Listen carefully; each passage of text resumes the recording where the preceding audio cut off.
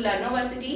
In my previous lecture, I have covered time integration property of Laplace transform, and in this lecture, we are going to cover frequency differentiation property of Laplace transform. Now, what is frequency differentiation?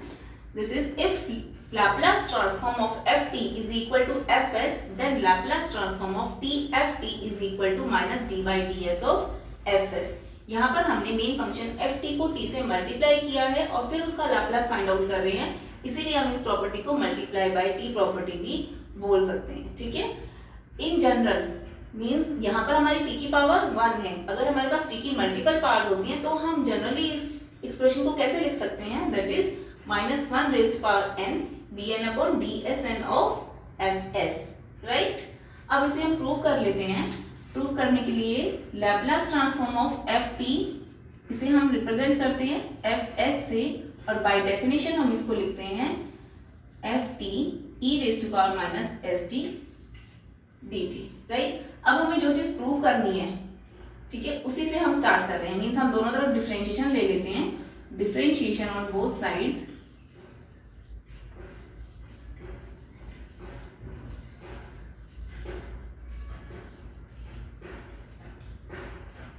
d by ds of fs is equal to d by ds of integration of 0 to infinity ft e raised to power minus st dt.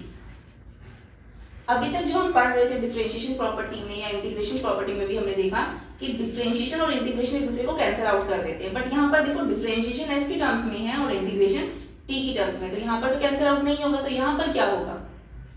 See, when we differentiate a definite integral with respect to a variable while the integral is having multiple variables, then this ordinary derivative will become partial derivative inside the integral. Okay? So, ये partial differentiation बन जाएगा. Partial differentiation means curly by curly s within the integral sign. Okay?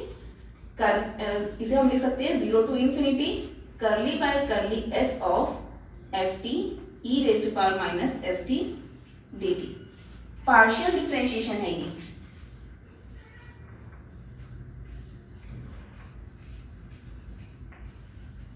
Partial differentiation का meaning ये है कि जैसे हम यहाँ पर s के रिस्पेक्ट में पार्शियल डिफरेंशिएशन कर रहे हैं, तो जिन टर्म्स में s होगा सिर्फ हम उन्हीं टर्म्स का पार्शियल डिफरेंशिएशन करेंगे, और यहाँ पर सिर्फ e raised to power minus st में ही s है, तो हम सिर्फ इसी का पार्शियल डिफरेंशिएशन करेंगे और हमें क्या मिलेगा? यहाँ पर ft एज इट इज रहेगा.